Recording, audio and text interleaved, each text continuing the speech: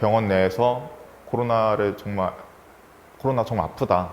그리고 지금도 이렇게 힘들다. 이런 거를 유튜브에 올렸는데 나름대로 뿌듯함을 가지고 올린 거였는데 그런 정보를 국민분들께 알린다는 차원에서 그러한 제 의도와는 다르게 진짜 입에 담기 힘든 욕을 먹으니까 너무 정신 차리기 힘들었고요. 이게 누구나 걸릴 수 있다라고 저는 생각을 하거든요. 저 같은 경우는 손 소독제도 쓰면서 그 라텍스 장갑도 끼우면서 온 경우인데 개인의 부주의로 감염됐다고 다 치부를 하시는 경우가 많으신 것 같고 뭔가 도움을 받을 수 있는 게 있을까 해서 동주민센터 가면은 그 직원이 이렇게 말을 해요. 아, 여기 한부모 상담 왔어요 라고 막 큰 소리로 이야기하는 거예요. 한부모라는 자체를 굳이 드러내지 않아도 그냥 자연스럽게 살 수도 있는데 우리 사회는 그걸 굉장히 증명해내려고 하는 게 많이 있어요. 학교에서도 부모님이 이혼하셨니, 왜 하셨는지 이런 것들을 또 서류를 내게 하는 경우도 있고요. 요즘에는 청소년들도 굉장히 아르바이트라든지 노동을 많이 합니다. 그런데 막상 일을 시작하면은 뭐 어린 게 뭘 알아부터 해가지고 일은 똑같이 하는데 막상 임금을 지급해야 하는 시기가 오면은 어리니까 너는 돈을 덜 받아도 돼. 이런 식의 말도 많이 하고요. 그리고 뭐 성희롱적이라던가 이런 발언도 일삼고 화장을 하고 오라던가 연령상의 차별도 분명한 차별이잖아요. 사회에서 바라보는 미혼모는 혼전순결을 지키지 않은 그런 문란한 사람? 이렇게 바라보는 분들이 굉장히 많으신 것 같더라고요.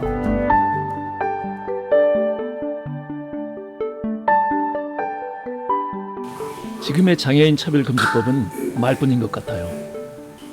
급여를 못 받았던 적이 있었어요. 그래서 신고를 했죠.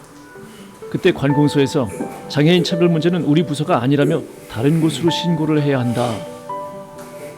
여러 곳을 돌아다녔는데 모두 그런 말을 들었습니다. 그래서 못 받은 급여를 포기한 적이 있습니다.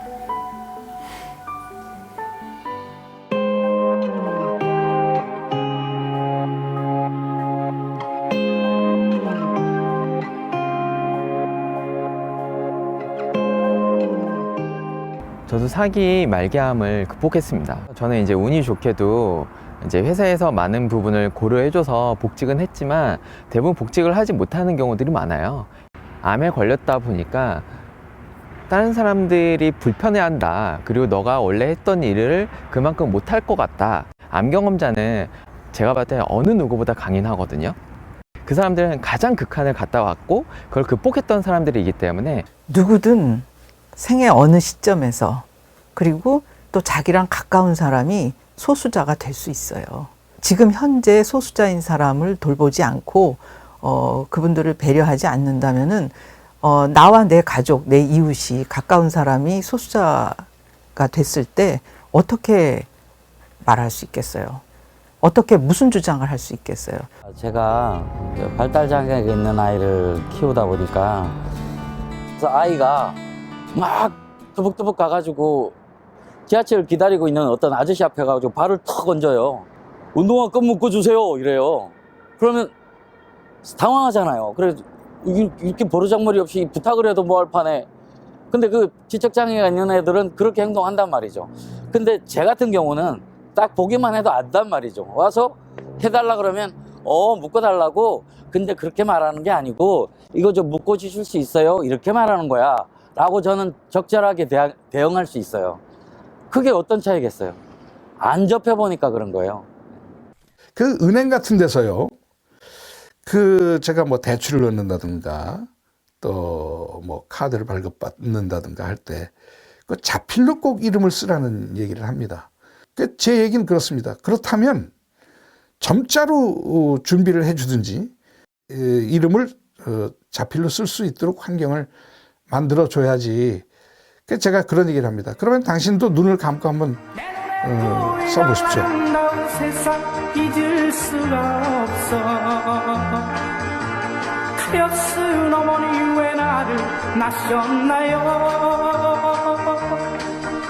봄, 여름, 가을이 또 겨울이 그 평등이라는 말이 참 마음에 와 닿습니다. 그래서 지금이라도 아주 그런 것이 법제화된다고 하니까 너무나도 기대가 크고요. 너무 좋습니다.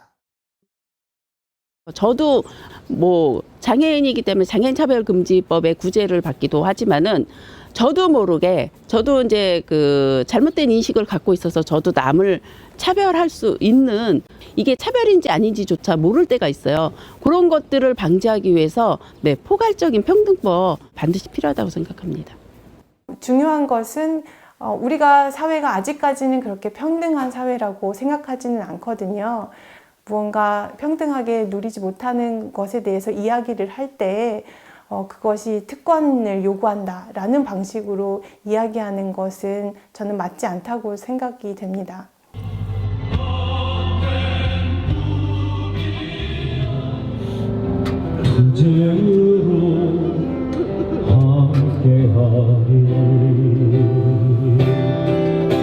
이게 사람이 있을 노릇이야 이게. 저들은 가만히 앉아서 수십억씩 벌고 그 밑에는 사람은 한마디로 해서 죽어요 죽어. 그 말 무슨 말이 필요해요. 이번에 돌아가신 분 같은 경우는 22시간을 일한 거거든요. 어떻게 22시간을 일하는 환경을 만드냐. 여성을 위한 어떤 배려도 단 1도 없는 그 화장실조차 없는 것. 시민권이 없고 노예처럼 대우받고 있다 현장에서.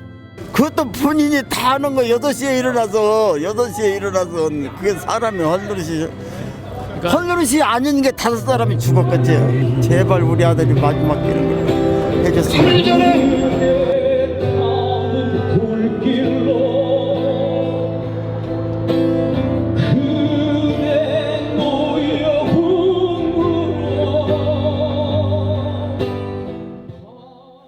비정규직, 정규직 없는 평등한 사회가 되었으면 좋겠습니다.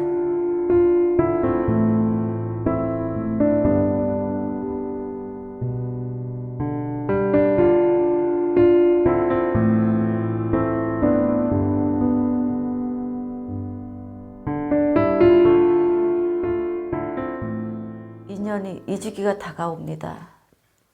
근데 또 용균이 같은 똑같은 사고가 났습니다. 용균이 때나 지금이나 현장이 바뀌지 않았다라는 걸 알게 되었습니다. 왜 사고 당사자가 가장 피해자인 당사자가 그 책임까지 덮어 써야 되는지, 왜 정치인들이나 기업인들은 계속 이윤만 창출하려고 하고 있고 그 속에 사람은 생각하지 않는지.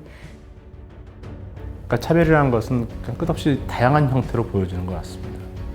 뭐 이런 코로나 팬데믹 상황 속에서의 시민의식을 보여주고 있다라고 자부하고 있는 우리 한국 사회라면 국가와 시민이 나서서 하나의 포괄적인 평등법 제정을 통해서 최소한 우리 사회엔 이것은 금기야, 이건 안 돼 라는 협의를 이뤘습니다.